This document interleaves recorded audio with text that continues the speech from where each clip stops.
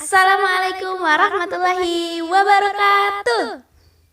Good morning teman-teman. Gimana nih teman-teman? Udah pada sarapan belum?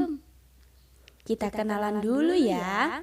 Perkenalkan, kami dari kelompok 4. Di sini ada Febriantika Putri Pangesti, Bella Mustika Wijayanti, dan Afifah Nur Halimah. Kali ini kami akan mempresentasikan hasil kerja kelompok kami dengan judul Manajemen Kurikulum dan Manajemen Kesiswaan. Selamat menyaksikan ya teman-teman.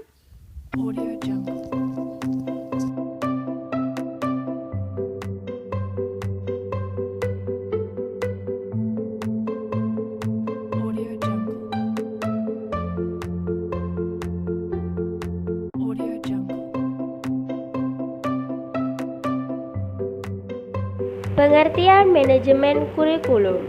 Manajemen kurikulum merupakan sistem pengelolaan atau penataan terhadap kurikulum secara kooperatif, komprehensif, sistemik, dan sistematik yang dijadikan acuan oleh lembaga pendidikan dalam rangka mewujudkan ketercapaian tujuan kurikulum atau tujuan pendidikan.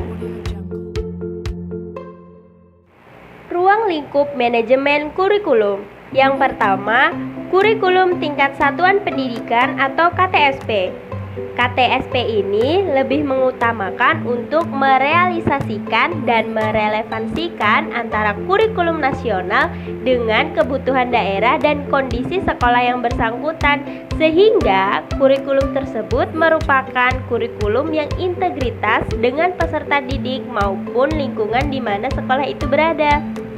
Yang kedua, manajemen mutu berbasis sekolah atau MBS.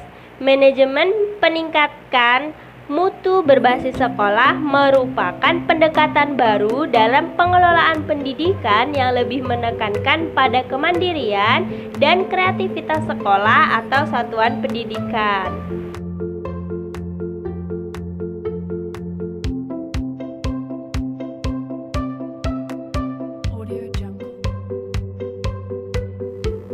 Prinsip kurikulum menurut Sanjaya 2009, yang pertama prinsip relevansi, yang kedua prinsip fleksibilitas, yang ketiga prinsip kontinuitas, yang keempat prinsip efektivitas, dan yang kelima prinsip efisiensi.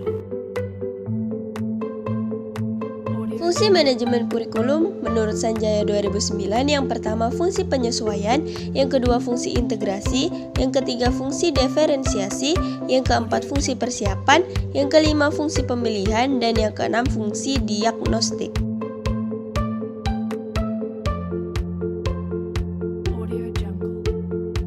Komponen kurikulum yang pertama itu tujuan, yaitu hasil yang ingin dicapai.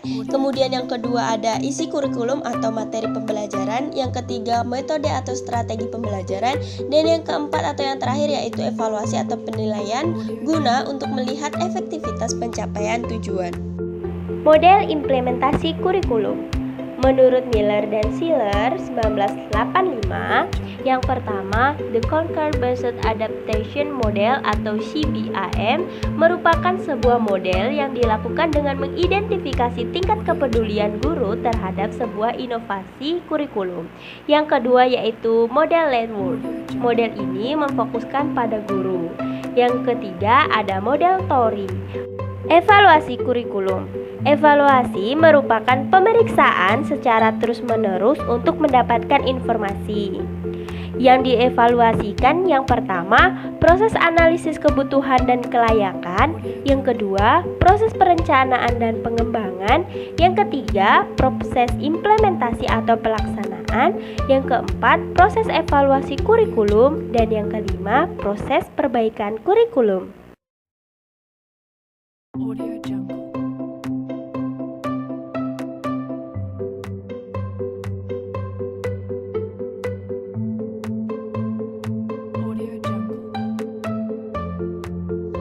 Manajemen kesiswaan merupakan seluruh proses kegiatan yang direncanakan dan diusahakan secara sengaja serta pembinaan secara kontinu terhadap seluruh peserta didik agar dapat mengikuti proses belajar mengajar secara efektif dan efisien mulai dari penerimaan peserta didik. Tujuan pendidikan yang pertama, tujuan nasional, yaitu tujuan secara keseluruhan yang tercantum dalam Undang-Undang dan Pasal 23. Prinsip-prinsip manajemen kesiswaan ada 4. Yang pertama, adapun kewajiban yang harus siswa lakukan, yang pertama, ikut menanggung biaya penyelenggaraan pendidikan. Yang kedua, mematuhi ketentuan peraturan yang berlaku. Yang ketiga, menghormati tenaga kependidikan. Dan yang keempat, ikut memelihara sarana dan prasarana.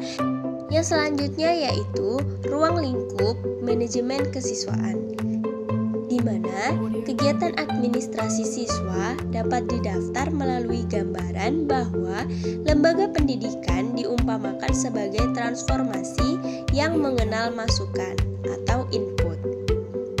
Dengan melihat pada proses memasuki sekolah sampai murid meninggalkannya, terdapat 4 kelompok pengadministrasian. Yang pertama,